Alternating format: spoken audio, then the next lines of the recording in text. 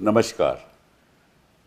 इस दिल से के एपिसोड में हम राम मंदिर के बारे में बात करेंगे, जो ट्रस्ट बना है उसके बारे में बात करेंगे।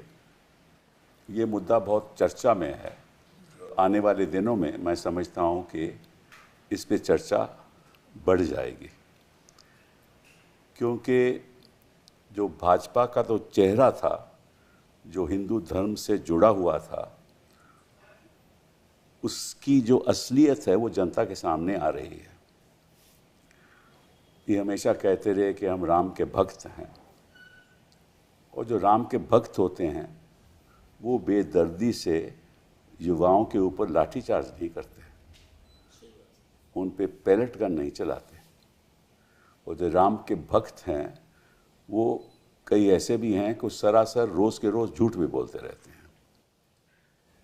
देश की जनता को ये जान जाना चाहिए कि हिंदू धर्म और हिंदुत्व में बहुत अंतर है, और अगर ये हिंदू धर्म के आदर्शों पे चलते तो आज इनकी ये हालत न होती।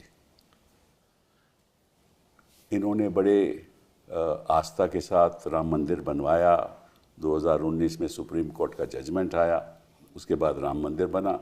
और आज के दिन तो ये भी एक आरोप है कि राम मंदिर की कंस्ट्रक्शन में भी कोई घोटाला हुआ है।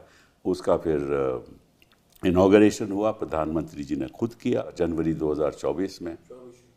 और फिर उसके बाद एक विसल ब्लोअर ने, महिपाल सिंह ने, जो यहाँ का मंदिर ट्रस्ट का अकाउंटेंट था, उसने खुलासे किए कि यहाँ बड़ी गड़बड़ हो रही है, पैसों का खेल हो रहा है। संजय सिंह जी ने, जो आज हमारे साथ हैं, उन्होंने बताया कि जब ये उस समय ज़मीनें बेची गई तो किस तरह से इन लोगों ने वहाँ भी पैसे बनाए। मतलब ये ज़मीन तो एक दाम पे खरीदी और बहुत भारी दाम पे उसको बेचा, ट्रस्ट ने उसको ख़रीदा। तो इसमें भी बड़ा घोटाला है। कितना घोटाला है, कितने हद तक है, ये जानकारी तो है नहीं। कुछ लोग कहते हैं कि हज़ारों करोड़ का है, कुछ कहते हैं नहीं ये तो 80 लाख से ही सीमित है। ये चर्चा हो रही है। और फिर सरकार ने, योगी जी ने SIT बना दी, और SIT बनाई बिना FIR के, उस पर भी चर्चा हुई। उसके बाद फिर जब FIR हुई तो अगर कोई विपक्षी दल के प्रति होती तो निश्चित रूप से ECR हो जाती, पर आज तक तो ECR कोई हो ही नहीं। उससे भी साफ जाहिर है कि ये लोग ये जो इन्वेस्टिगेशन करेंगे ये इनके बचाव के लिए करेंगे। खैर देखते हैं, क्योंकि सुप्रीम कोर्ट ने SIT के कुछ लोग भी बदल दिए हैं, तो देखते हैं कि किस हद तक सच्चाई सामने आती है। और एक बात और, मैं क्योंकि आज मुझे मौका मिला है स्पष्टीकरण करने का, व्यक्तिगत तौर पे मैं स्पष्टीकरण करूं कि इनका एक झूठ हमेशा रहता है कि मैंने सुप्रीम कोर्ट में राम मंदिर के बारे में बहस की और विरोध किया। मैं तो वहाँ वकील भी नहीं था। जब बहस का वक्त आया तो राजीव धवन साहब ने वहाँ बहस की थी, मैंने नहीं की थी। तो मैं इन राम भक्तों को बता दूं कि सच बोलने से आप ही की प्रतिष्ठा बढ़ेगी। तो मेरे साथ आज 3 ऐसे लोग हैं जो इस मुद्दे को अच्छी तरह से जानते हैं। तो सबसे पहले तो अवधेश जी, आपका बहुत बहुत स्वागत है यहाँ हमारे साथ रहने का। आप 9 बार तो MLA रह चुके हैं अवधेश जी, और founder member of Samajwadi party हैं। फैज़ाबाद से आप मेंबर ऑफ पार्लियामेंट है, उसमें अयोध्या भी जुड़ा हुआ है, और नेशनल सेक्रेटरी हैं समाजवादी पार्टी के। LLB हैं लखनऊ यूनिवर्सिटी से, और आपकी जो पॉलिटिकल जर्नी है वो 21 साल की उम्र में शुरू हुई, और भारतीय क्रांति दल में भी आप रहे चौधरी चरण सिंह जी के साथ। फिर आप 7 बार सुहावल कंस्टिट्यूएंसी आप मेंबर रहे MLA, फिर मिल्कीपुर से। और जब सरकार बनी थी यादव साहब की, मुलायम सिंह जी की, आपने कई मंत्रालय संभाले थे, तो आपको इसकी जानकारी है। आप यहीं हैं, अयोध्या में बैठे हैं, तो बहुत बहुत धन्यवाद आपका आने का। Rajeev ji, you wear so many hats, कि आप जर्नलिस्ट भी हैं, आप पॉलिटिशियन भी हैं, खूब बढ़िया पॉलिटिशियन हैं। आप सबसे संबंध अच्छे रखते हैं, आपको जानकारी, जितनी बारीकी जानकारी आपको है शायद ही किसी को होगी। साथ में आप क्रिकेट के भी आज BCCI के वाइस प्रेसिडेंट हैं, और क्रिकेट से तो आपका लगाव रहा, कई वर्षों से आपका लगाव रहा। और आपके साथ मंत्री भी था। हाँ, मेरे साथ मंत्री, अरे पार्लियामेंट्री अफेयर्स मंत्री। हाँ, और ये कभी किसी को नाराज़ नहीं करते थे। ये अपनी चैनल ऑफ कम्युनिकेशन हमेशा ओपन रखते थे। तो इसीलिए, और हमारे टाइम में जब हमारे डॉक्टर मनमोहन सिंह के खिलाफ वो 2G का मामला खड़ा हुआ, तो मुझे याद है कि डॉक्टर मनमोहन सिंह हमेशा पार्लियामेंट में रहते थे और ये लोग, विपक्ष के लोग 2 मीटर की दूरी पे, 2 फीट की दूरी पे वेल में रहते थे। कभी ऐसा नहीं हुआ कि डरे हो और ना आए हो। और आज के दिन ना प्रधानमंत्री यहाँ आते हैं सदन में, ना हमारे गृह मंत्री जी आते हैं। खैर वो बात तो अलग है। 1970 में आप जर्नलिस्ट बने, MA इकोनॉमिक्स हो आप, एंड लॉ डिग्री आपके पास है, और फिर आप जनसत्ता में आपने काम किया, पॉलिटिकल एडिटर रहे संडे मैगजीन के, फिर संडे ऑब्जर्वर में आपने काम किया, फिर एक फ्रंट फुट आपने एक कॉलम था, वहाँ पर आप लिखते रहे, फिर रूबरू आपका जी का प्रोग्राम था, टीवी का प्रोग्राम। 2000 में फिर आप अखिल भारतीय लोकतांत्रिक कांग्रेस से मेंबर ऑफ पार्लियामेंट बने, वो पार्टी ख़त्म हो गई। फिर आप 2018 तक आप राज्यसभा में रहे, महाराष्ट्र से आपकी नॉमिनेशन हुई। फिर उसके बाद आप 2022 में, उसके बाद आप आज राज्यसभा में हैं। आपका भी यहाँ आने का बहुत बहुत धन्यवाद। संजय सिंह जी, आप तो हमारे यहाँ मतलब कि आप यू आर अ कांस्टेंट। आप जो भी मतलब कि ये इशू होता है, जो आपको जानकारी है, वो भाई कम लोगों को होती है।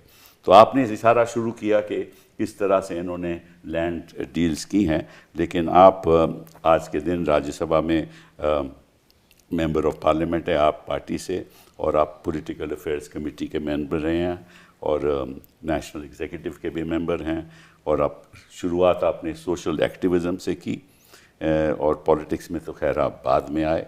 और आपका इंजीनियरिंग डिप्लोमा है इन माइनिंग इंजीनियरिंग, और 1994 में आप सुल्तानपुर से समाज संगठन आपने शुरू किया, और 16 साल आप हॉकर्स राइट्स के लिए जुड़े रहे, और इंडिया अगेंस्ट करप्शन में आपका भी काफ़ी हिस्सा हुआ। आपने हमारा अच्छा ख्याल रखा उस समय और गोमती रिवर की सफाई के लिए आपने वो भी अभियान छेड़ा, और 2018 में आप पार्लियामेंट में आए आपसे, और 2024 में भी आप मेंबर रहे। और कुछ आपके साथ, क्योंकि आप इतना बोलते हैं, 6 बार सस्पेंड भी हुआ। हाँ, 6 बार सस्पेंड हुए, और भी कुछ हुआ, उसके बारे में हम जाएंगे नहीं आज के दिन। तो सबसे पहले अवधेश प्रसाद जी आपसे शुरू करते हैं। वहाँ राम मंदिर में ये जो आरोप लग रहे हैं, कितनी सच्चाई है और कितना ये रूमर है, असलियत क्या है? सर, हम आपके प्रति बहुत आभारी हैं कि एक बहुत बड़ा मुद्दा जो आज पूरे देश में गूंज रहा है, और करोड़ों लोगों के जो धर्म से जुड़े हैं, प्रभु श्री राम के प्रति आस्थावान हैं, वहाँ पे चंदा चोरी, चढ़ावा चोरी, नृपेंद्र मिश्रा जी ने तो उसको डाका की संज्ञा दी है। तो पूरी तरह से सच्चाई है। अच्छा, पूरी तरह से सच्चाई है।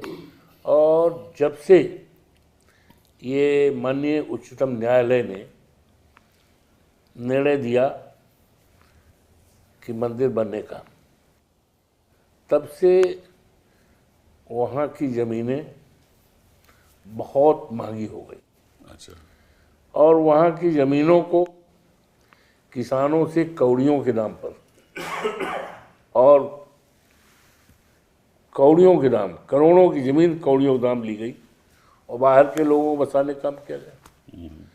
और चंदा का सिलसिला तो शुरू से ही चल रहा था, जब से मांग चल रही थी कि हाँ मंदिर बने, मंदिर बने। न जाने कितनी चांदी की ईंटें वहाँ चढ़ाई गई थी और वहाँ पर रखी गई थी, जहाँ पर इनके कार सेवक किसी समय में इकट्ठे होते थे कार सेवापुरम में। जी हाँ। उसका कहीं कोई पता नहीं। आपको लोग बताते हैं कि उसको न्यू में डाल दिया गया है, जबकि ऐसी बात नहीं। और मंदिर निर्माण में इतना घोटाला हुआ है, अच्छा, कि जो रस्सी होती है, कारीगर ऊंचाई में बनाते हैं, पाढ़ बनाते हैं, और पाढ़ को रस्सी से बांधते हैं, बांधते बांधते बांधते ऊंचाई तक ले जाते हैं। रस्सी जो 50 रुपये किलो, अच्छा, उसको इन्होंने 2500 रुपये किलो में खरीदना, क्वालिटी उसकी बेहतर होगी शायद, 2,500 रुपए किलो की दिखाया है। अच्छा। और यहाँ तक कि मंदिर निर्माण के समय कमीशन खोरी भी, यहाँ तक भी आया है कि 40%, अनिल मिश्रा की बात कर रहा है, अनिल मिश्रा ने हाँ 40% कमीशन की मांग की है। तो सर ये कितनी चौंकाने वाली बात है, कितनी तकलीफदेह बात है कि प्रभु श्री राम का जो बना मंदिर, और उस मंदिर में मंदिर निर्माण से ही चोरी शुरू हो गई, और ये कहते हैं कि मंदिर हमने बनवाया, जबकि सच बात है मंदिर तो माननीय उच्चतम न्यायालय के निर्णय से बना। और यही बात पहले से चलती रही। माननीय नेताजी आज दुनिया में नहीं है, उन्होंने कहा था कि मंदिर अयोध्या में बने, सोने का बने, लेकिन या तो आपसी समझौता से बने या तो न्यायालय का आदेश से बने। यही सवाल माननीय अटल बिहारी वाजपेयी जब इस देश के प्रधानमंत्री हुए तो उनके सामने भी मंदिर की बात रखी गई, तो उन्होंने भी यही कहा मंदिर बेशक बने लेकिन न्यायालय के आदेश से या तो आपसी समझौते से। तो माननीय उच्चतम न्यायालय में अंततोगत्ता न्याय आदेश कर दिया और ये मंदिर बनने लगा। कोई भी सरकार देश में होती, किसी की भी सरकार होती, तो माननीय उच्चतम न्यायालय के आदेश का पालन करना होता और मंदिर निर्माण, और ये खामखा अपने ऊपर कि हमने मंदिर बनवाया। और यहाँ तक ये आगे बढ़ गए 24 के चुनाव में, इन्होंने कहा कि हम राम को लाए हैं, उंगली पकड़ के बैठाए हैं, नोबडी विल बिलीव। करेक्ट। दुनिया का कोई व्यक्ति विश्वास नहीं करेगा कि राम को लाने वाले भाजपा के लोग हैं। और यहाँ तक कह दिया कि हम राम को लाए हैं 24 के चुनाव में, राम हमें लाएंगे, तो राम तो उनको लाए नहीं, राम तो आपके सेवक अवधेश प्रसाद को लाए। और यही नहीं, जहाँ जहाँ से प्रभु श्री राम गए थे चित्रकूट तक, सारी सीटें इनकी हारी हैं। फैजाबाद, 54 फैजाबाद अयोध्या जनपद, हमें वहाँ के देवतुल्य मतदाताओं ने जिताया। प्रभु श्री राम की कृपा ने, हनुमान जी की कृपा ने, सरजू माई की कृपा ने, देवतुल्य मतदाताओं की कृपा ने, हमारे नेता माननीय अखिलेश जी की कृपा ने, और बाराबंकी जीती। जी हाँ, कांग्रेस के अलायंस में। बगल में ये हमारी सुल्तानपुर जीती, बगल में प्रतापगढ़ जीती, बस्ती जीती, इलाहाबाद जीती, चित्रकूट जीती। तो सारी सीटें ये हार गए। और कहाँ कहते थे प्रभु हम, और ये कहते थे, इनको इतना घमंड था कि 80 में 80 पास, क्या क्या कहते थे। और जबकि 37 सांसद आज माननीय अखिलेश जी के नेतृत्व में पार्लियामेंट में हैं, और 6 सांसद इंडिया गठबंधन के तहत कांग्रेस के हमारे हैं। 37 + 6 43, आउट ऑफ 80 43 तो निकल गए। भारतीय जनता पार्टी हारना अयोध्या से ही हार चुकी है, उसका सिलसिला। तो जहाँ तक आपने मेन सवाल पूछा कि सत्यता क्या है, बिल्कुल सत्यता है। और यहाँ तक कि फैजाबाद अयोध्या के लोगों को, प्रभु श्री राम के लोगों को उजाड़ा गया। न जाने कितने लोगों के घरों को उजाड़ दिया गया। ये मंदिर पे इन्होंने किया। हाँ, और अभी तो हाल ही में 1940 का बना शिव जी का मंदिर था, उसको बुलडोजर लगा करके डाल दिया। कितने मंदिरों को गिराया गया, कितने घरों को उजाड़ा बुलडोजर लगा करके, और पूरी तरह से उजाड़ा गया। और इन्होंने चढ़ावा का जहाँ तक सवाल है, जब प्रयागराज का चल रहा था, 10 लाख तक भीड़ आ गई थी, यहाँ तक सुल्तानपुर, हमारे संजय जी बैठे हैं, यहाँ तक बिल्कुल भर गया था। लोग प्रभु श्री राम का दर्शन करने के लिए एक एक सरकार पर सड़क के किनारे लेटे रहे कि हम दर्शन करके ही जाएंगे। 10 लाख 5 लाख 10 लाख 5 लाख के भीड़ चढ़ावा चढ़ता था, और करोड़ों करोड़ों रुपए सोना चांदी हीरा जमीन के बारे में तो माननीय संजय जी ने वर्बेटम नंबर तक दिया है और रजिस्टर्ड सेल डील तक भी दिया है। वो तो और ये भी बताया है कि 2 करोड़ की जमीन 2 घंटे में 18 करोड़ में, और कहाँ किसको गई, जो हमारे ट्रस्टी लोग हैं। तो इससे बड़ा भ्रष्टाचार, इससे बड़ा बेईमानी, जिसकी कोई दुनिया में कोई काट नहीं। राजीव जी आपसे पूछना चाहता हूँ अलग होकर इस मुद्दे से कि ये जो मूवमेंट राम जन्मभूमि की शुरुआत जो हुई थी, अडवाणी जी ने की थी, इसके पीछे राम के प्रति आस्था की वजह से या कोई इसमें राजनीतिक दृष्टिकोण था? मैं तो पहले जो आपने आपके शुरुआत में जो बात कही, मैं उससे भी सहमत नहीं हूँ कि ये कोई हिंदुओं के हित के लिए काम करते हैं या ये कोई हिंदूवादी है। ये सिर्फ वोटवादी है। इनको सिर्फ वोट के लिए, अगर मुसलमान से वोट मिलता तो उसके पर कर लेंगे। मुफ्ती मोहम्मद के शहीद के साथ सरकार किसने बनाई थी, और फिर जब टूट गई तो फिर उसको बता दिया कि वो तो बिल्कुल देश विरोधी है। तो जहाँ भी वो सांसद जो कट्टर मुस्लिम हैं और उनको आप कट्टरवाद कहते हैं, तो जरूरत आज पड़ी उनको शामिल करा ले रहे हैं। तो ये कोई हिंदूवादी नहीं है, इनको वोटवादी हैं कि जिससे वोट मिलना उसका। तो इन्हें लगा कि हिंदू और राम के नाम पे वोट मिल जाएगा, तो उन्होंने ये शुरू कर दिया। तो सब पूरा आंदोलन भी उसी तरह से किया। तो कोई आस्था नहीं है। आप देखो पूजा पाठ में समझता हूँ विपक्ष के लोग ज़्यादा करते, ये कैमरा लगा के नहीं करते। सब अपने घर में चुपचाप पूजा पाठ, इनसे ज़्यादा धार्मिक है, इनसे ज़्यादा जानते हैं हिंदू धर्म के बारे में, शास्त्रों के बारे में, वेदों के बारे में, लेकिन उसका तमाशा नहीं करते।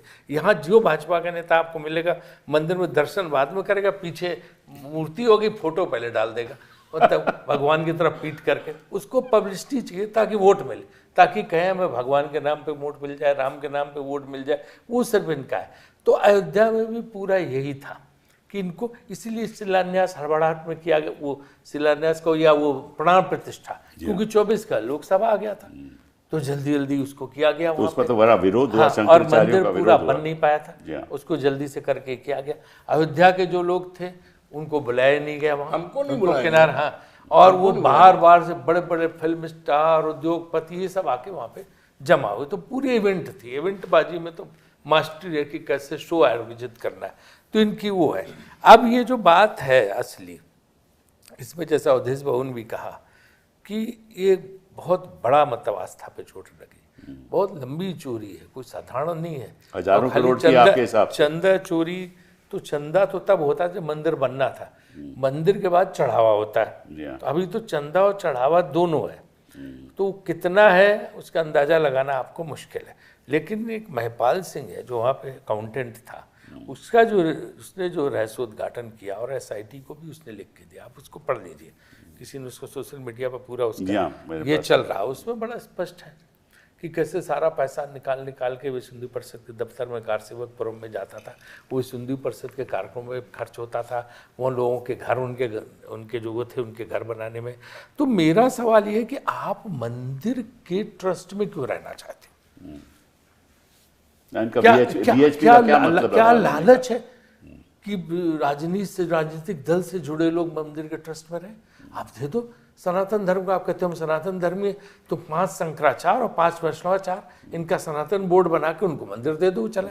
वो नहीं देंगे, अपने लोग लगाएंगे। रामलाल को उठाया तो श्यामलाल को लगा देंगे, श्यामलाल को नहीं गिरधारी लाल को लगा देंगे, हमारे लोग रहें, ताकि चंदे पे कंट्रोल रखें। आपने एक चीज़ और नोटिस की होगी कि इन्होंने ये पहली राजनीतिक दल ने मंदिर प्रकोष्ठ बनाया। आज तक अकाली दल ने गुरुद्वारा प्रकोष्ठ बनाया नहीं। आज तक केरल में मुस्लिम लीग ने कभी मस्जिद प्रकोष्ठ बनाया नहीं। यहाँ मंदिर प्रकोष्ठ क्यों?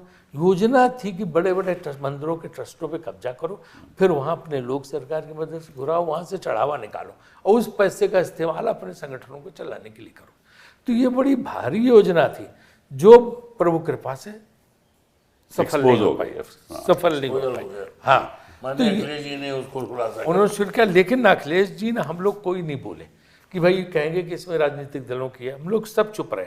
जब यूपी गवर्नमेंट ने SIT बनाई और लोगों की गिरफ्तारी होगी, FIR लगा दी, FIR के बाद फिर फर्ज बनता सबका कि FIR होने का मतलब कि वहाँ पे गड़बड़ी हुई है, चोरी हुई, अपराध हुआ है, तब फिर राजनीतिक दलों का फर्ज है कि बोले क्या बताओ आप। इसलिए हमने मांग की कि supreme court monitored, supreme court की देख रेख में कोई कमेटी जांच करे इसकी, और इसमें आप 20-20, 30-30 हज़ार रुपए की तनख्वाह वाले लोगों उठा के बंद कर दो, उससे काम नहीं चलने वाला।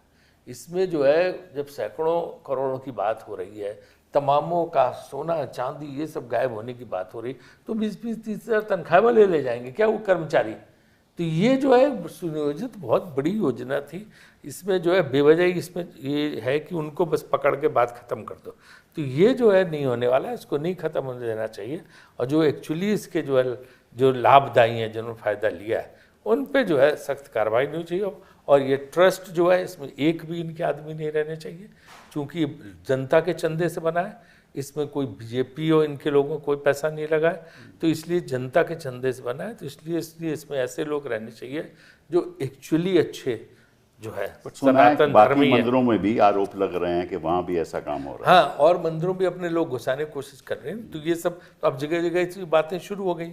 तो ये जो है यहाँ पे जो है वो जो शंकराचार्य हैं, वैष्णवाचार्य, उनका ट्रस्ट बनना चाहिए, इनके कोई नहीं रहने चाहिए, ना इनके हाथ में पैसा होना चाहिए। अभी भी इन्होंने क्या किया देखा ना जी, एक कमेटी की मीटिंग की, उसमें कहा कि भाई धार्मिक काम ये करेंगे, मैंने पूजा पाठ आरती के लिए अयोध्या के कुछ संतों को लगा दिया, लेकिन ट्रस्ट का पैसा प्रशासन वो हमारे पास रहेगा। ये क्यों होना चाहिए आपके पास? वो दो ना धार्मिक लोगों को, संतों को, वो नहीं दे रहे।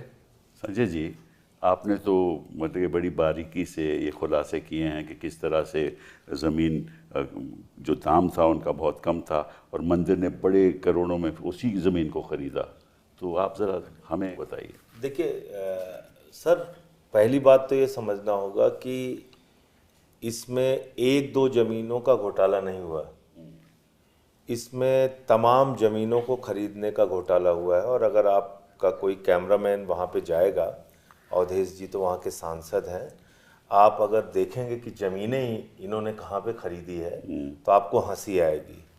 प्रभु श्री राम का मंदिर जहाँ पर है उससे 5 किलोमीटर 6 किलोमीटर दूर पे ज़मीनें इन्होंने खरीदी हैं। अच्छा। जिसका कोई लेना देना नहीं है।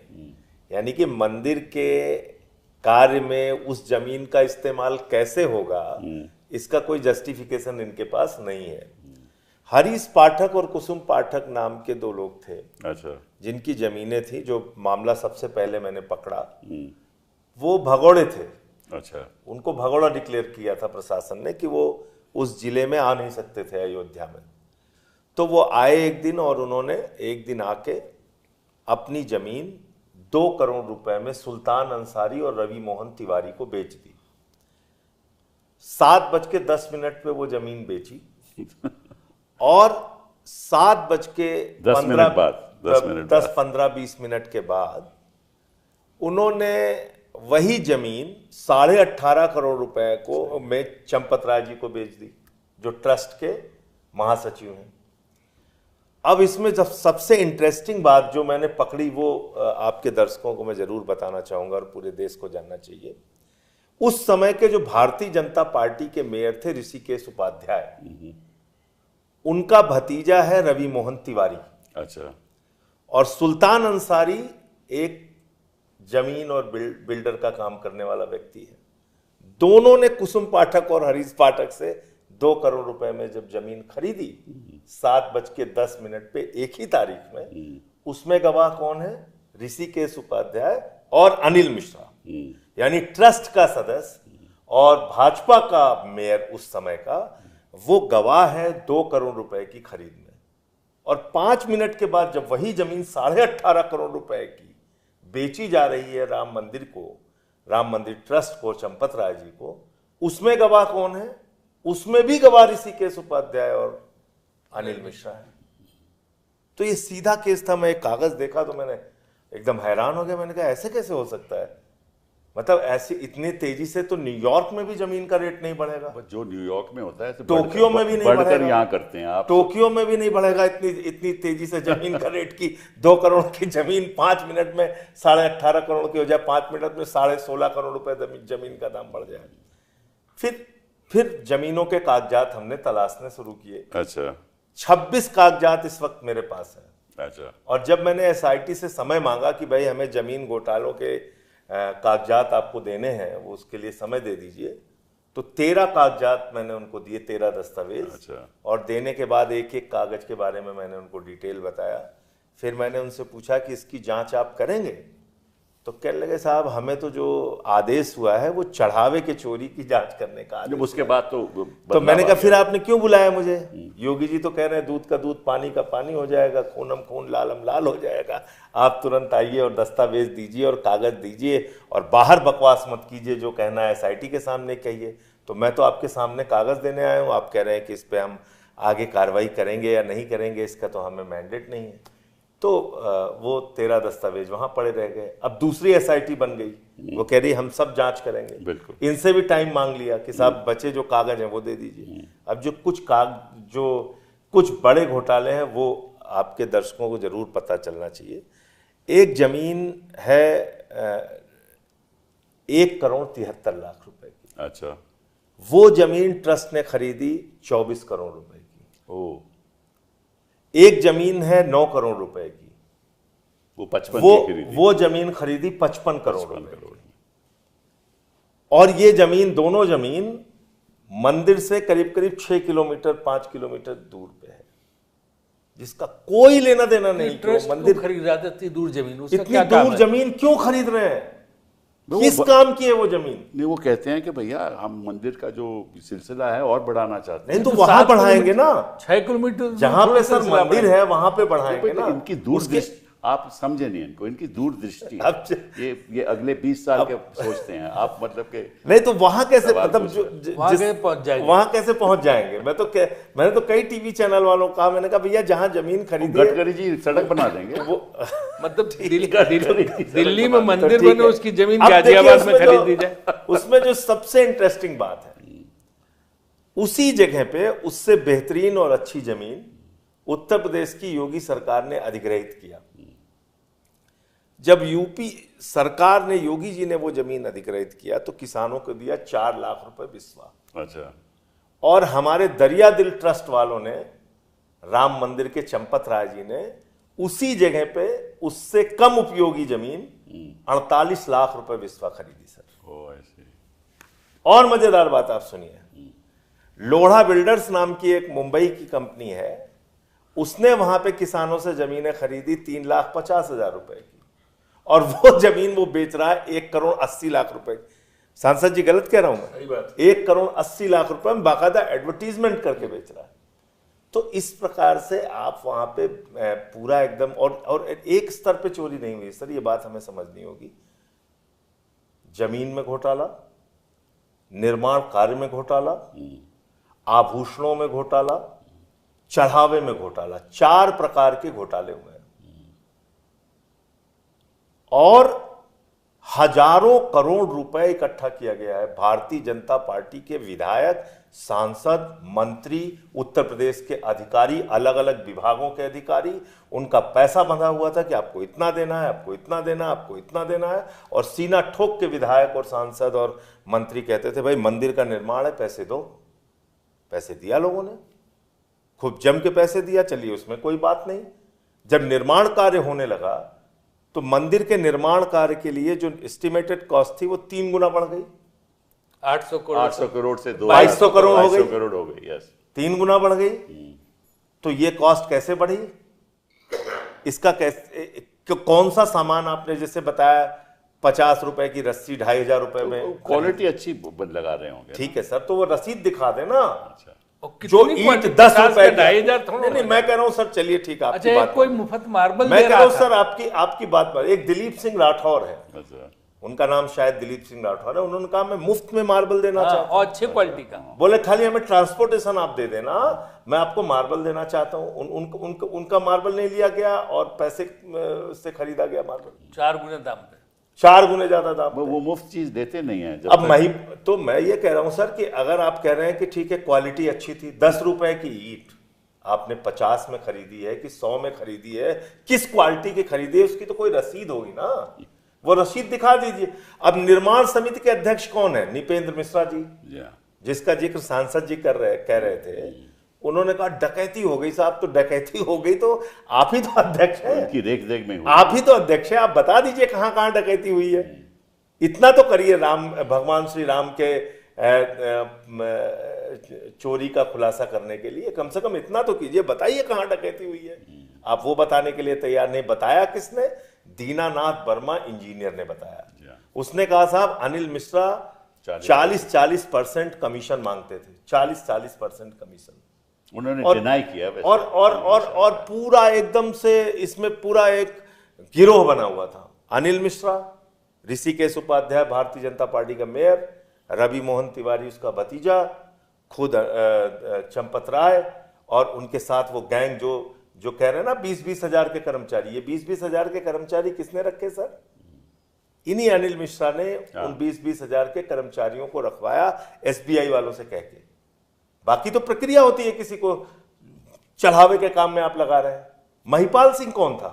विश्व हिंदू परिषद और आरएसएस का कट्टर कार्यकर्ता, जिसने आके कहा कि मैंने अटल जी के लिए भी प्रचार किया है, मोदी जी के लिए भी प्रचार किया है, विश्व हिंदू परिषद के लिए भी काम किया है, राम मंदिर आंदोलन में भी काम किया है, मैं ये चढ़ावे वाले काम में आपका सहयोग करना चाहता हूं। उसने चोरी देखी अपने आगे 2018 में, और जब चोरी उसने देखी तो पहली शिकायत उसने गोपाल जी से की, जो वहां पे कर्नाटक के आरएसएस के व्यक्ति बैठाए गए थे। उन्होंने कहा ठीक है इसको देखते हैं। फिर एक कोई मीटिंग हो रही थी, उसमें महिपाल सिंह खड़ा होकर बोल देता है सारी बात। फिर उसको बुला के डराया जाता है अनिल मिश्रा और गोपाल के द्वारा, धमकाया जाता है कि तुमने चढ़ावे में चोरी की बात मीटिंग में कैसे बोल दी। और 3 दिन के बाद उसको चंपत राय जी बुलाते हैं, कहते हैं जाओ देश के लिए कोई दूसरा कार्य करो, भागो यहां से। उसको भगा दिया जाता है। इसलिए महिपाल सिंह ने ये सारे खुलासे सामने किए। उसके बाद मैंने जमीन के घोटाले के सारे कागजात रखे, उसका खुलासा किया, लेकिन उस पर भी कोई कार्रवाई नहीं हुई। तब जाग गए होते तो शायद ये बात नहीं होती। तो जो ये कहा जाता है कि चंपत राय जी तो बड़े सीधे, बड़े उच्च विचार के और बड़े ईमानदार व्यक्ति हैं, आप मुझे बताइए इतने दिनों से उनकी देखरेख में ये सारी चोरी बेईमानी चल रही है, उनको कुछ पता नहीं? वो टीचर रहे हैं, वो 2 करोड़ की जमीन 18.5 करोड़ में हस्ताक्षर कर रहे हैं, उनको पता नहीं चला? 9 करोड़ की जमीन 55 करोड़ में खरीद रहे हैं, 1 करोड़ 73 लाख की जमीन 24 करोड़ रुपए में खरीद रहे हैं। जो रवि मोहन तिवारी को मुफ्त में एक जमीन मिली, उसको 2 करोड़ रुपए में खरीद रहे हैं। क्यों खरीद रहे हैं इतने दाम में? इसका बंटवारा हुआ होगा सर आपस में 100%। आप बताइए, होम्योपैथिक की दुकान चलाने वाले डॉक्टर अनिल मिश्रा के घर में लिफ्ट लगाने की व्यवस्था हो रही है, जिनकी एक छोटी मोटी दुकान और छोटा मोटा घर हुआ करता था। वहां जो चढ़ावे के काम में लोग लगे थे, उनके पास गोबर में से पैसा निकला सर, गोबर में से। वो अदनान सामी का आपको गाना याद है ना, मुझे भी थोड़ी लिफ्ट दिला दे। हाँ, तो वो लिफ्ट लगा के, और मतलब पैसे की तो आप सीमा नहीं बता सकते कितने की चोरी हुई है वहां पे। लेकिन 4 तरह की चोरी हुई है, मैं फिर दोहरा रहा हूं। निर्माण कार्य में चोरी, जमीन के घोटाले, चढ़ावे में चोरी और आभूषणों में चोरी। आभूषणों की चोरी का तो आप अंदाजा नहीं। एक पूर्व गृह सचिव महोदय सामने आए थे कुछ दिन पहले कैमरे पे, उन्होंने कहा था 1 किलो सोने से जड़ी हुई रामायण हमने भेंट की थी, और वो रामायण कहाँ चली गई उसकी रसीद आज तक नहीं दी गई। आप रामायण चोरी कर रहे हैं, आप पादुका चोरी कर रहे हैं, आप चांदी की ईंटें जो बड़ी श्रद्धा के साथ लोग दे रहे हैं उसको चोरी कर रहे हैं, आप हार चोरी कर रहे हैं प्रभु श्री राम की देन है। और बार बार वो लोग कह रहे हैं भाई रसीद तो दे दो, रसीद दे दो, रसीद आप नहीं दे रहे। कार सेवकपुरम में मॉरिशस तक से चांदी की ईंटें और जवाहरात लगी हुई ईंटें आई थी, उसको आज तक उसका कोई लेखा जोखा नहीं, पता नहीं। तो ये मतलब कितना बड़ा घोटाला है, इसका अंदाजा लगाना भी मुश्किल है। लेकिन अभी मैं देख रहा था 2 दिन पहले, वो चंपत राय साहब बड़े स्टाइल में आए, उनका एक आदमी ने जूता चप्पल जो भी उनके सामने रखना था रखा, उन्होंने पहना उसको, और उसके बाद कुछ कैमरे वाले रुका है ऐसे करके, और कैमरे वालों को भगा दिया गया। तो अभी भी वो मतलब वहां पे कब्जा जमाए हुए हैं, वो छोड़ नहीं रहे हैं। पास बनाने के नाम पे पैसे लिए जाते थे सर, साइकिल स्टैंड का ठेका देने के नाम पे पैसे लिए जाते। वो तो आप सोचिए, वहां के माननीय सांसद हैं, इनको बुलाते नहीं है कार्यक्रमों में, कभी नहीं बुलाया, कभी नहीं बुलाया। प्रधानमंत्री जी अपने कार्यक्रमों में नहीं बुलाते। ये जोगी हाँ। वहाँ पर ये होता है जो दीपावली जाते हैं, 20 तारीख को अब की था, हमको नहीं बुलाए, पता नहीं क्यों नहीं बुलाया। हमसे लोगों ने पूछा, अरे भैया हमें नहीं बुलाए, नहीं बुलाए, भगवान राम के लोगों को तो बुला लेते, प्रभु श्री राम के अयोध्या के लोगों को बुलाए, क्यों नहीं बुलाए? हमने कहा भाई नहीं बुलाए, उनसे पूछे। लेकिन हमें तो लगता ये है कि योगी जी को ये पता लग गया होगा कि अवधेश जी जाएंगे तो कैमरा वाले अवधेश पे ज़्यादा फोकस डालेंगे, हो सकता है ये कारण हो, या और कारण है तो उनसे जाकर पूछे। कभी नहीं बुलाया। तो अवधेश जी ये बताइए, ये बातें योगी जी को मालूम होगी? ऐसा तो नहीं कि ये इतनी पैसों में ज़मीन खरीदी, ये तो सब इनको मालूम होगा। 30 सेकंड एक बात और कह दूं अपनी बात। देखिए, इसमें सर 2 महत्वपूर्ण लोग थे। नंबर 1, इसमें ज्ञानेश कुमार जी रहे हैं, एक्स ऑफिशियो मेंबर ट्रस्ट में। ये सारे जमीन के घोटाले जब हुए तो वो उस समय ट्रस्ट के मेंबर थे। उन्होंने इसको देखा कि नहीं देखा, उनकी जानकारी में था कि नहीं था, उनसे पूछताछ होनी चाहिए। अयोध्या का जो डीएम है वो इसका एक्स ऑफिशियो मेंबर है। जब कोई जमीन की खरीद हो रही है और उसमें इतना बड़ा बड़ा घपला हो रहा है, रजिस्ट्रेशन होता है भैया। हाँ बिल्कुल होता है sir, registry office sale deed में इनके दस्तखत सब कुछ दस्तखत होते हैं। तो उसके बाद उनको इन सारी चीजों की जानकारी थी या नहीं थी, और कैसे उन्होंने इसको अप्रूव कर दिया। एक स्टेट गवर्नमेंट का भी सेक्रेटरी लेवल का अधिकारी होता है। तो ये लोग आप मतलब कोई भी ये मानेगा ही नहीं कि लोगों को पता नहीं था। ये मैं मान ही नहीं सकता कि अगर कलेक्टर को पता हो, रजिस्ट्रार को पता हो कि ये बात मतलब कि छिपी रही, हो ही नहीं सकता। सवाल ही नहीं है। वो कभी रजिस्टर करेगा ही नहीं जब तक वो पूछेगा कि साहब इसको मैं रजिस्टर कर लूँ, ये तो इसमें तो मुझे गड़बड़ लगती है। फोटो खिंचवानी होती है। और वही रजिस्ट्रार ले रहा है 2 करोड़ में और 5 मिनट में। यही तो कह रहा हूँ ना, वो रजिस्ट्रार अपने से नहीं करेगा ये काम, वो पूछेगा कि साहब मैं करना चाहिए या नहीं करना चाहिए, पूछेगा पूरा। वो तो जानकारी में थी सर। तभी तो ये बात अगर ईडी इसमें आ जाए तो पता चल जाएगा। ईडी तो लागू करेंगे नहीं, क्योंकि इसमें वो उन्होंने छिपाना है। और एसआईटी पता नहीं कितना टाइम लेगी। एसआईटी तो कई मामलों में बनी, आपको मालूम है। अब इसमें उसका सर कोई नतीजा क्या विपक्ष का निकला? एमएलए एमपी होता तो ईडी पहुंच गई होती है। एग्जैक्टली, यही तो कह रहा हूँ। तो वहां तो कोई विपक्ष इसका लोग नहीं है, लोग अभी भी अपने लोग चाहते हैं। ये बड़ी समस्या है कि हमारे विश्व हिंदू परिषद संघ के लोग वही लगे। क्यों भाई, अगर आप साफ सुथरे रहना चाहते तो हटाओ उनको, दे दो शंकराचार्य को और जो है वैष्णवाचार्य को, वो चलाए मंदिर। आपको क्यों? आपको भगवान राम से अगर आस्था है, आस्था नहीं तो कोई बात नहीं है। और फिर सबसे बड़ी अब चीज तक ट्रस्ट क्यों नहीं बंद किया गया? और ट्रस्ट का जो कोषाध्यक्ष है वो साफ साफ कहता है कि हमारी कोई दस्तखत नहीं है हमारी जानकारी में, हमारे कोई संज्ञान में हम कभी गए ही नहीं। पूना रहते हैं और पूना रहते हैं। आखिर किस बात के लिए आप बाबा कोषाध्यक्ष बने हो? गोविंद गिरी। अब देखो संजय जी जो बोल रहे थे, अवधेश जी, दक्षिण भारत की महिलाओं का एक परंपरा होती है कि जब वो जाती हैं इस तरह जगहों पे, जो जेवर पहनी होती है उतार के डाल देती है उसमें, उसका कोई हिसाब किताब ही नहीं। लाखों लोगों ने कितना जेवर डाला होगा। और सीसीटीवी कैमरा तो इन्होंने टनों सोना चांदी ये सब कहाँ गया पता नहीं। ऐसी भयानक आभूषणों की चोरी का तो कोई हिसाब ही नहीं है सर। हिसाब ही नहीं रखा है इन्होंने, कोई मैं तो रजिस्टर कह रहा हूँ नहीं। 4 तरह की चोरी है। मंदिर निर्माण की चोरी, चंदे ये चढ़ावे की चोरी, और इसके बाद जमीन की चोरी और आभूषण की चोरी। बट देखिए, चारों की जांच होनी चाहिए। वो तो सब कह रहे थे, मोदी जी तो कहते हैं कि मेरे आने के बाद तो करप्शन खत्म हो गई। तो प्रभु श्री राम के घर में ही जब करप्शन कर दिया इन लोगों ने, तो अब क्या और बात करेंगे? मैं तो चरम सीमा तक पहुंची है करप्शन मेरे हिसाब से। क्या बात सही है? देखिए, लोग तो सभी के, भाजपा के सांसद तक कहते हैं कि देश में बहुत मतलब माहौल खराब है, तो स्वयं वो लोग बोलते हैं। देश की सारी संपत्ति चंद पूंजीपतियों के हवाले आप करते जा रहे हैं। और क्या किस तरह का एक, जिसको कहते हैं सेंट्रलाइज भ्रष्टाचार, केंद्रीकरण हो गया भ्रष्टाचार का इनके राज। मैं आपसे पूछूं कि अगर राम मंदिर में की कंस्ट्रक्शन में ये घोटाला हो रहा है तो हिंदुस्तान के, क्योंकि सारा इंफ्रास्ट्रक्चर का जो अब शुरू हुआ है ये इन्हीं के, मोदी जी के आने के बाद एयरपोर्ट बना दिए जहाँ कोई ट्रैफिक नहीं है, बट एयरपोर्ट बना दिए छोटी छोटी जगहों पे। तो ये जो सारा इंफ्रास्ट्रक्चर का मामला है, इसमें तो हजारों करोड़ के पैसे बनाए जा सकते हैं। देखिए, आज का डिस्कशन हमने राम मंदिर पर रखा, तो मैं तो यही कहूँगा कि जो महिपाल सिंह इसमें एक और इम्पोर्टेंट है कि वास्तु दोष है मंदिर में, क्योंकि जो आर्किटेक्ट होने चाहिए उनकी जो इलेक्ट्रिक इंजीनियर से बनवा लिया प्रोजेक्ट, जिसको कोई आइडिया नहीं था। तो अगर मंदिर का ही देखो, बाकी सबका तो छोड़ दो, तो वहीं जब जहाँ जो जिस पे सारी आपकी आस्था और राजनीति आधारित है, अगर वहाँ इतना बड़ा घोटाला हो गया और कोई ऐसा विजिबल एक्शन ही नहीं दिख रहा सिवाय वो 7-8 लोग पकड़ने के और उनकी जमानतें हो जाए, खत्म बात, और फिर वही लोग फिर बैठे रहेंगे, ये कैसे रुकेगा? इसको लेके बहुत लोग धैर्य। अभी मैं बाहर विदेश में था तो वहाँ भी भारतीय परिवार कह रहे थे कि वहाँ मंदिर तो जाएंगे, मैं के पैसा नहीं डालेंगे। नहीं, अभी तो कम हो रहा है, आप देखिए बताएं। शंकराचार्यों ने बहिष्कार क्यों किया था उस वक्त उद्घाटन का? क्योंकि उनका ये मानना था कि धार्मिक रीति रिवाजों के हिसाब से, हिंदू धर्म के हिसाब से मुहूर्त में प्राण प्रतिष्ठा तब होती है जब मंदिर का निर्माण पूरा हो जाता है। हाँ। लेकिन अपने चुनावी फायदे के लिए आपने मंदिर का निर्माण पूरा होने का भी इंतजार नहीं किया और आपने जाके वहां पे प्राण प्रतिष्ठा की। उसमें जो धर्माचार्य थे वो लोग नहीं आए इसी कारण से।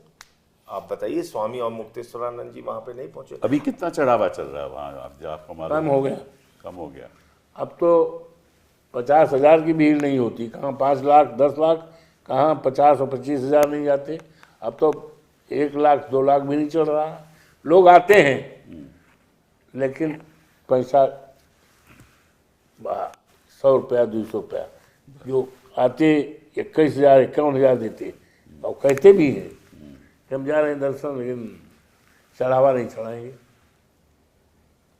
कहते कि वो गड्डियां जो गिनते थे, तो जैसे 10 की जगह 14-15 गड्डियां में 4-5 पार कर देते। हाँ, वही 10 खाली सर, बैंक 40 दिन में 73 बार चोरी की सीसीटीवी फुटेज आई। तो 5-6 साल 40 दिन। और जो फुटेज जो नहीं आई, जो 18-19 से हो रहा है उसका आप देखिए तो कितना पता नहीं। 180 दिन की फुटेज रखनी चाहिए थी इनको, उन्होंने रखी नहीं। हाँ, वो तो बंद कर देते सीसीटीवी ना।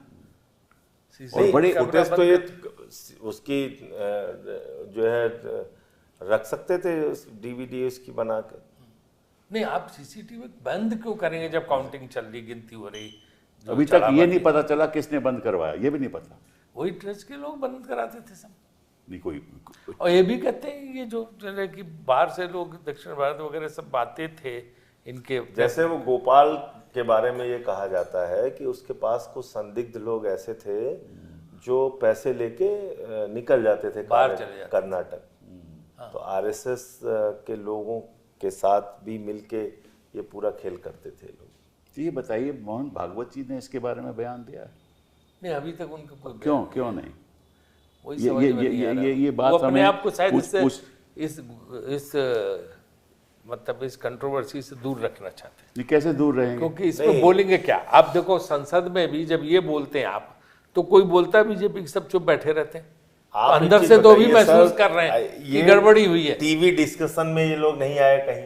हाँ, करेक्ट। एक बात। दूसरी बात, हमारे प्रधानमंत्री जी चुप होते ही नहीं, दिन रात बोलते रहते हैं, सिर्फ सोने का समय छोड़ के। तो वो भी नहीं बोले इस पे आज तक। बताइए, कुछ बोला उन्होंने? तभी तो कह रहा हूँ, कुछ नहीं बोले ना। ये तो और जो योगी जी कह रहे थे कि दूध का दूध पानी का पानी हो जाएगा, मैं पहले दिन से कह रहा था भाई, पीएमओ की जांच सीएमओ नहीं कर सकता। जी हाँ, बिल्कुल सही। तो जिस ट्रस्ट को पीएमओ ने बनाया, संसद ने बनाया, सुप्रीम कोर्ट ने बनाया, सीएमओ योगी जी कैसे उसकी जांच कर लेंगे? नहीं, कर भी ले तो सच जांच ऐसी होनी चाहिए, तो खुलासा पूरा होना चाहिए ना कि किसने पैसा लिया। देखिए, छोटे लोगों ने तो पैसा लिया नहीं होगा। अगर 2 करोड़ की जमीन 18 करोड़ में खरीदी है तो किसके पास पैसा गया? वो यहां से एक डांट का फोन जाएगा, सारे के सारे लोग छूट के बाहर आ जाएंगे। उसमें कोई पकड़ा गया? मेन आदमी कोई पकड़ा गया? बताइए आप। अनिल मिश्रा का तो मैंने आपको बताया कि उसने साइन किया हुआ है गवाह के तौर पे 2 करोड़ की जमीन जब 18.5 करोड़ में बेची गई। वो तो इनकी जो मीटिंग होती है उसमें क्लीन चिट देते हैं। इसकी मीटिंग होती है, क्लीन चिट दे दो कि इनकी गलती नहीं, उनकी गलती नहीं। तो ये तो बहुत ही एक चल रहा है, मतलब बहुत ही भयानक है। तो आप 3 लोग यहाँ अलग राजनीतिक दलों से हैं, तो क्या होना चाहिए आपके हिसाब से? मेरी तो मांग है कि सुप्रीम कोर्ट बाकायदे कमेटी की डे टू डे मॉनिटरिंग करे, उसकी देखरेख में पूरी जांच हो, सारा दूध का दूध पानी होकर स्पष्ट होकर आना चाहिए ये। और इसके अलावा जो है, कड़ी कार्रवाई के लिए बाकायदा जो है पूरी मीडिया को छूट होनी चाहिए कि जो भी जांच हो रही है उसकी सारी जो है, ये नहीं कि उसमें सब क्लोज डोर जांच हो, वो लोगों को पता होना चाहिए, ट्रांसपेरेंसी होनी चाहिए जांच में। और जो लोग ट्रस्ट में हैं विश्व हिंदू परिषद से जुड़े सब लोग, वो सब हटाए जाएं।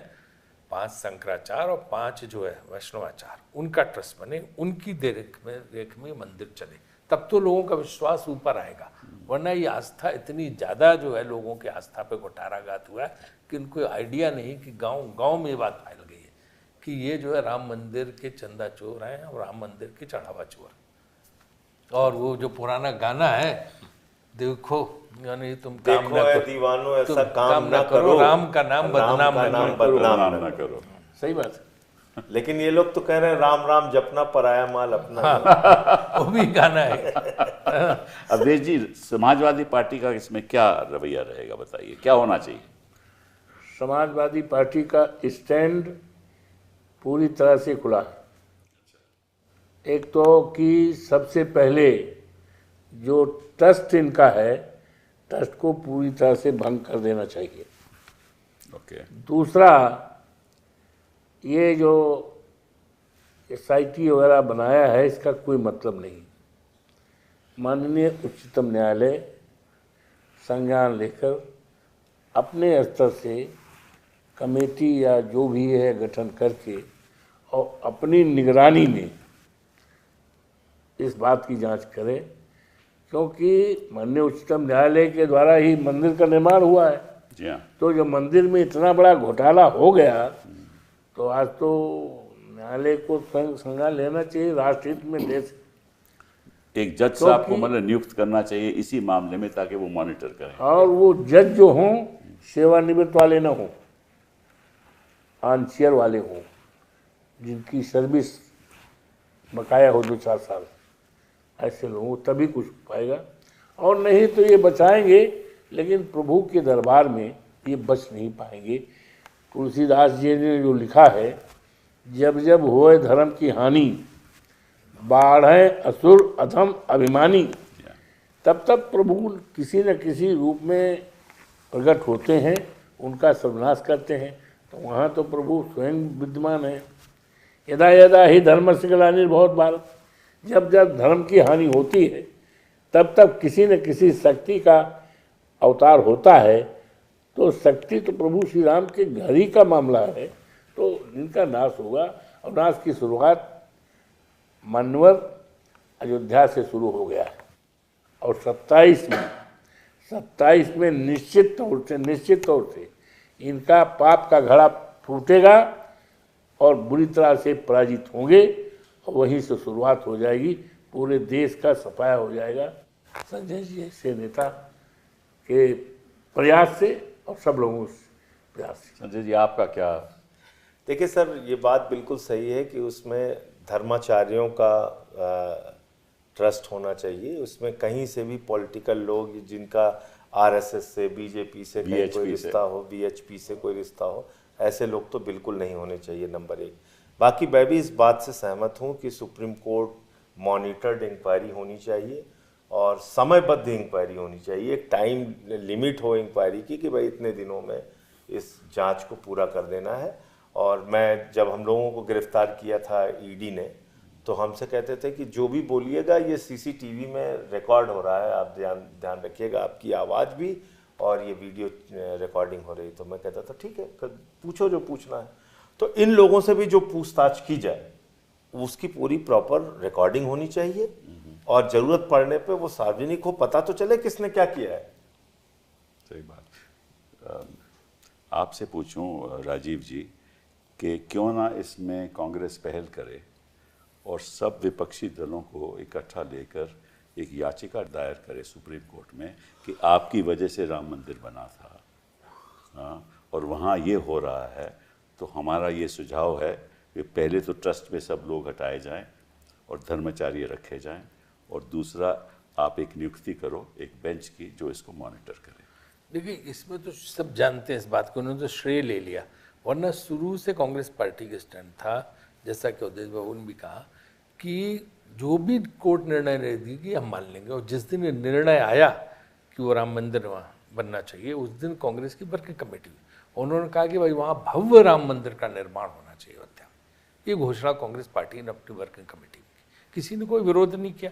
ये तो चाहते थे विरोध करें, उनको बदनाम करो, इंडिया अभी बोलते रहते हैं कि सब राम विरोधी, कोई राम विरोधी नहीं। नहीं देखिए, तो एक बात आज आपने इस कार्यक्रम में आपने बोली और मुझे खुद भी नहीं पता था। देखिए, हम लोग इतने अपने आप को जागरूक कहते हैं, बावजूद इसके मैं आपके सामने इस बात को स्वीकार कर रहा हूं, पूरी आरएसएस बीजेपी की टीम आज तक किसी भी टीवी चैनल पे बैठती कहती कपिल सिब्बल ने मुकदमा किया था इसके खिलाफ। हाँ, झूठ बोलते। आज आप बोल रहे हैं, मैंने कभी पूछा भी नहीं आपसे कि जब इतना दावे से ये लोग कह रहे हैं, इतने अधिकार से झूठ बोल रहे हैं। मैं बताता हूँ हुआ क्या। राजीव धवन थे, तो राजीव सही धवन। होगा। मैं बताता हूँ। तो मैंने आज तक आपसे पूछा भी नहीं, इसीलिए हुआ क्या कि दिसंबर 6 को ये मैटर सुप्रीम कोर्ट में आया, तो उस समय मैंने कहा कि साहब ये मैटर अब इसको सुनवाई नहीं करो, क्योंकि इसमें इलेक्शन आने वाला है, 2019 का इलेक्शन आने वाला था मई में, तो आप उसके बाद कीजिए, नहीं तो इसका दुरुपयोग होगा, ये राजनीतिक दुरुपयोग होगा। तो सुप्रीम कोर्ट ने माना नहीं, तो फिर मैंने मुकदमे में जाना बंद कर दिया। तो जब बहस हुई, मैं वकील था ही नहीं, और फिर आज आप ये झूठ फैलाते रहे हैं। किसी आरएसएस बीजेपी वाले मुझे ये मौका मिला, मैंने कहा स्पष्टीकरण कर दूं। देखो, मेरे ख्याल से अभी भी जो आपने सवाल किया, पॉलिटिकल पार्टी जाएंगी फिर उसको राजनीतिक बना देंगे। नहीं राजनीतिक साधु संत जाए और लोग जाए, गए हुए हैं सुप्रीम कोर्ट में लोग। नहीं, लेकिन ये बात अगर सब दल, ये बात तो सब संसद में हर जगह कही जा रही है, विधानसभा में देखिए सब ये जगह। बात जैसे इनका जो एक पीडीए विरोधी चरित्र भी जो है वो भी कहीं ना कहीं निकल के सामने आता है। उत्तर प्रदेश के मुख्यमंत्री जाते हैं शिलान्यास में, उनके साथ राज्यपाल जाती हैं। देश के प्रधानमंत्री जाते हैं तो तत्कालीन जो राष्ट्रपति महोदय हैं रामनाथ कोविंद जी, वो नहीं जाते क्योंकि वो दलित समाज से हैं। अब आ जाइए, जब उद्घाटन होता है तो योगी जी जाते हैं, उनके साथ राज्यपाल जाती हैं। लेकिन मोदी जी जाते हैं तो फिर राष्ट्रपति जी नहीं जाती हैं, क्योंकि वो महामहिम द्रौपदी मुर्मू जी वो आदिवासी समाज से हैं। जो स्थानीय सांसद हैं वो भी पीडीए समाज से हैं, इनको भी नहीं बुलाया जाता। तो ये भी एक जो इनका चरित्र है वो भी कहीं ना कहीं परिलक्षित होता है पूरे इनके घटनाक्रम में। आप देखिए, आज भी वो भेदभाव वाली सोच इनके अंदर। आप बताइए, क्या मणिपुर के राज्यपाल हैं मोहन भागवत जी, किस अधिकार से जाते हैं भाई वहां पे? कि नागालैंड के हैं, कि क्या उनका प्रोटोकॉल है, क्यों जाते हैं? वो जाएंगे, उनका प्रोटोकॉल बिल्कुल प्रधानमंत्री के बराबर है, स्थानीय सांसद नहीं बुलाया जाएगा। तो ये सारी चीजें भी जो है ये बताती हैं कि इनको प्रभु श्री राम से कोई लेना देना नहीं, इनका अपना अधिकार वहां पे जमाना है। देखो हम हैं, ये देखो उंगली पकड़ लिया हमने भगवान श्री राम का, और गाना बन गया, जो राम को लाए हैं हम उनको लाएंगे। ये राम को लेके आए हैं, इतनी बड़ी औकात। अब बताइए, भगवान राम को उंगली पकड़ के, कोई इंसान ला सकता? उंगली पकड़ के गाना बनवाया, ऐसे उंगली पकड़े हुए हैं भगवान श्री राम का, बाल अवस्था में भगवान श्री राम है, और मोदी जी की तस्वीर पड़ी। परमेश्वर को कोई ला सकता क्या?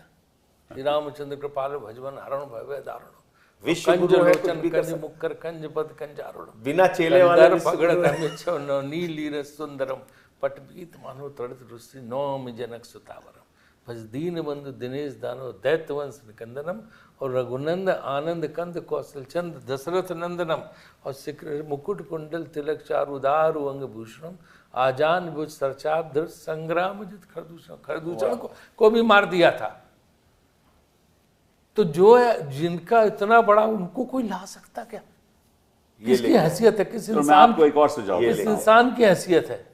आप इनको चिट्ठी लिखो सारी पार्टीज के, आप हमारे साथ जुड़ो, सब इकट्ठा मांग करते हैं कि एक स्पेशल मॉनिटरिंग होना चाहिए। आइए लगाओ आप, साइन करा के कोर्ट में। मैं इस पे बीच में नहीं पढ़ना चाहता। देखिए, प्रभु श्री राम का पूरा जीवन और उनका जो त्याग, उनकी जो मर्यादा पुरुषोत्तम भगवान श्री राम, उनको क्यों कहा गया सर? भालू बानर सबकी सेना बना के उन्होंने निषाद राज को साथ में लेके उन्होंने रावण जैसे शक्तिशाली व्यक्ति का नाश विष्णु अवतार थे, विष्णु। और आप क्या कर रहे हैं? आप अभी उसी भी भेदभाव वाली सोच में पड़े हुए हैं। आप चाहते हैं हर चीज पे आपका एकाधिकार हो, आप ही भगवान हैं, आप ही महापुरुष हैं। अभी पप्पू यादव ने भगवा पहन लिया तो एफआईआर कराने से लेके सारी कार्रवाई, अवधेश जी पे एफआईआर हो गई, पप्पू यादव पे एफआईआर हो गई, सब पे एफआईआर आप घूम घूम के करा रहे हैं। लेकिन जो लोग मंदिर में चंदा चोरी कर रहे हैं उससे धर्म का अपमान नहीं हो रहा है। नितिन नवीन जी के गाड़ी के सामने बजरंग बली जी बना के एक व्यक्ति को आप भाजपा का झंडा दे के हाथ में नचा रहे हैं, उससे धर्म का अपमान नहीं हो रहा है। पतंग में भगवान हनुमान की वो लगा के तस्वीर लगा के आप पतंग उड़ा रहे हैं मोदी जी विदेशी मेहमान के साथ, तब धर्म का अपमान नहीं हो रहा है। जब हमारे शिवराज सिंह जी कहते हैं कि मोदी जी तो प्रभु श्री राम हैं और अमित शाह जी हनुमान हैं, उससे धर्म का अपमान नहीं हो रहा है, इससे धर्म का अपमान हो गया। जब बटुकों को प्रयागराज में स्वामी और मुक्तेश्वरानंद जी शंकराचार्य जी के साथ जो थे बटुक, जो भगवा वस्त्रधारी थे सर, उनका बाल पकड़ के घसीट के मारा गया, तब धर्म का अपमान नहीं हुआ। पॉक्सो का मुकदमा आपने शंकराचार्य पे हमारे लगवा दिया, तब धर्म का अपमान नहीं हुआ, अब धर्म का अपमान हो गया साहब। तो ये जो दोहरा चरित्र है, और इसमें गोदी मीडिया का भी जो दोहरा चरित्र है, वो बहुत खतरनाक है। नहीं, अब तो खैर खुलासा हो चुका है, जनता जान चुकी है कि इनकी असलियत क्या है। तो हम भी यही विश्वास रखते हैं कि इस असलियत के बाद ना तो मोदी जी कभी पार्लियामेंट में आएंगे इस सेशन में, और ना गृह नहीं, हमको सबको तो रांची जाना चाहिए, लेकिन अमित शाह जी वहीं आते हैं संसद में, अपने ऑफिस में बैठते हैं, सदन में नहीं आते। उनसे कोई गोदी मीडिया वाला नहीं पूछता कि तुम संसद में आते हो लेकिन सदन में नहीं आते अगर हो। गोदी मीडिया है तो क्यों रांची हम सबको जाना चाहिए। अगर गोदी मीडिया तो क्यों पहुंचेगा, गोदी मीडिया ना, इसलिए नहीं पहुंचेगा। बहुत बहुत धन्यवाद, बहुत अच्छी चर्चा हुई। बहुत बहुत बहुत बहुत धन्यवाद।